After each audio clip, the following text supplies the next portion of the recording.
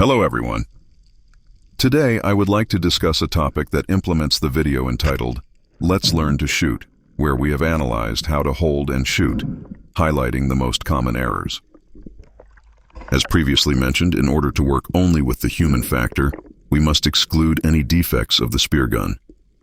The purpose of this video is to understand what needs to be done to correctly set up our speargun.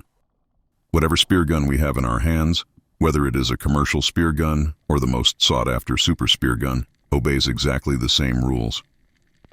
We will rely on these general rules to set up your speargun. First of all, we should make a list of the things that are not right. We need a list of everything that negatively affected our fishing session. Based on this, work systematically until you find the solution. Why systematically? Because we must avoid in any way relying on chance. The first technical feature we should have from our weapon is ease of use. The frame and the arrangement of the rubber bands must allow us to have the cleanest possible line of sight.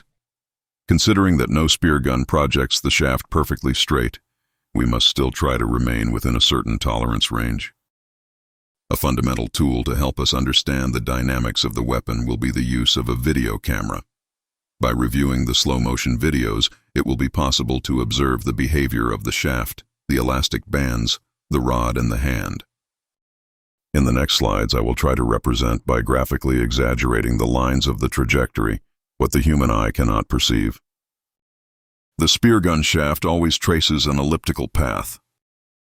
It generally begins its journey with a tendency to go high in the first few meters and then lower. This is a common situation for many people, who often complain of missing fish when shooting from a short distance. So the shaft drops, aligns with the original line of sight, and it is this part of the trajectory that is actually most interesting to us and useful to know. At the end of the journey, the shaft naturally begins its downward run. This trajectory that I just described to you is the ideal one, because throughout its entire path, the rod does not deviate much from the absolute straight line. There are situations in which the shaft projected by the speargun travels along its path with the tip high and the tang low. In other cases, rarer but not unlikely, the diametrically opposite dynamic occurs. A big disadvantage of these shots is the penetrability, the range, and the accuracy. Another case is when the shaft hit the target too much to the right or left. Usually the cause is a poor grip on the weapon, a crooked shaft, or even a crooked grip. So our main goal through the testing and the changes we will make is to achieve an optimal trajectory. When we considering a conventional 90 speargun, we should make sure that the tolerance does not in any case exceed 2.5 centimeters on a shot of approximately 3 meters distance.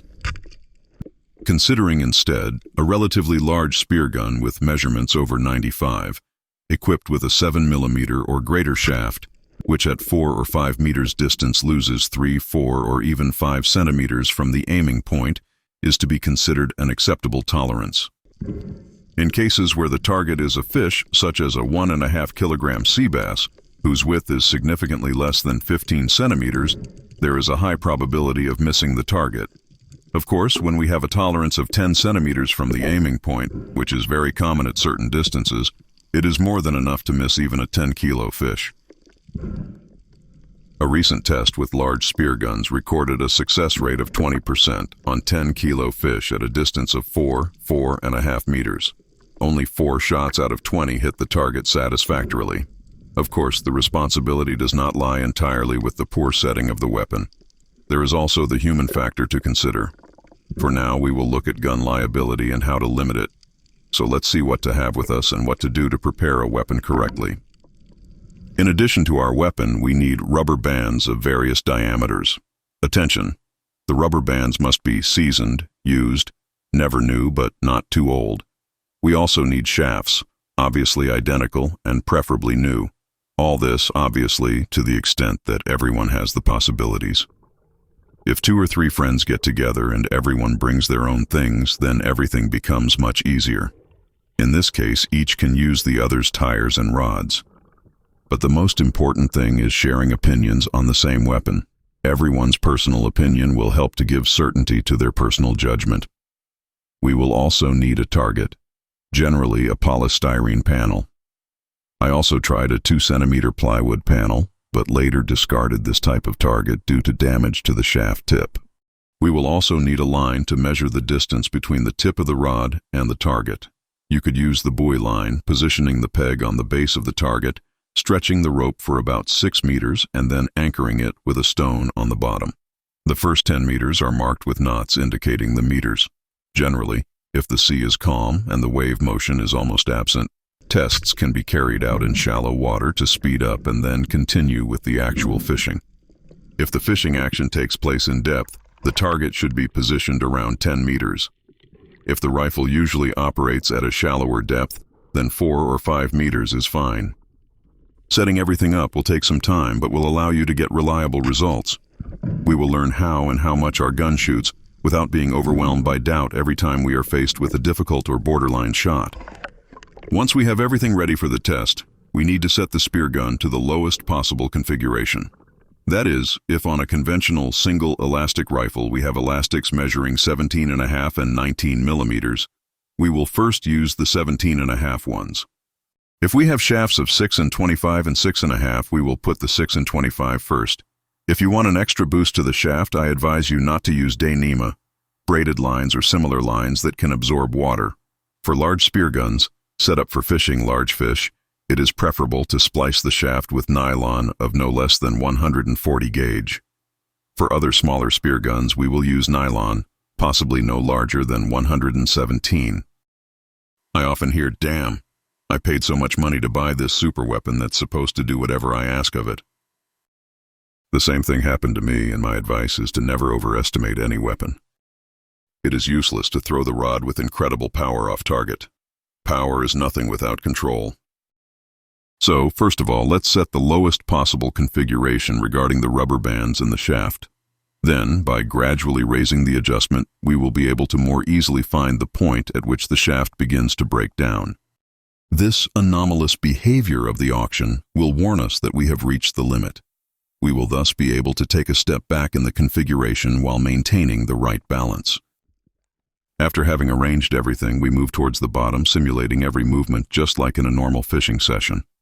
It is important that the shots we throw at the target are normal, without tension and pressure. Shoot less but better, rather than shooting more in the hope of getting better stats. We will only start again with doubts. So we aim and shoot just like when we are fishing. The first shot must be taken from 2 meters and must be repeated at least twice. The result must necessarily be recorded for each roll. The target must now be moved to 3 meters, and then immediately afterwards carry out the same shooting procedure and record the result. Then again at 3.5, at 4, and if necessary even more, since our rod can and does hit the target comfortably. Once the process has been completed and all shots have been recorded, we are then able to clearly and confidently plot the trajectory of our shaft on paper with absolute safety guaranteed. The next step is to increase the thickness of the shaft without changing the rubber bands and follow the same procedure. At a certain point, that everything is well balanced, depending on the shaft you are using. Is the shaft to decides everything it must have around. The characteristics of the shaft decide the balance between the muzzle, frame, rubbers, release box, etc. A spear gun, barring major defects, if well balanced, will have a fast, powerful shot with a good range. I conclude this video with one last piece of advice, hoping to have left you with useful information for the proper setting of your spear gun. It is good practice before starting the fishing session to do a few test shots with all the available spear guns to check the accuracy of the shot. Knowing how your spear guns behaves in advance will be a great help to you. That's all for today. Thanks for watching. I'll see you to the next video.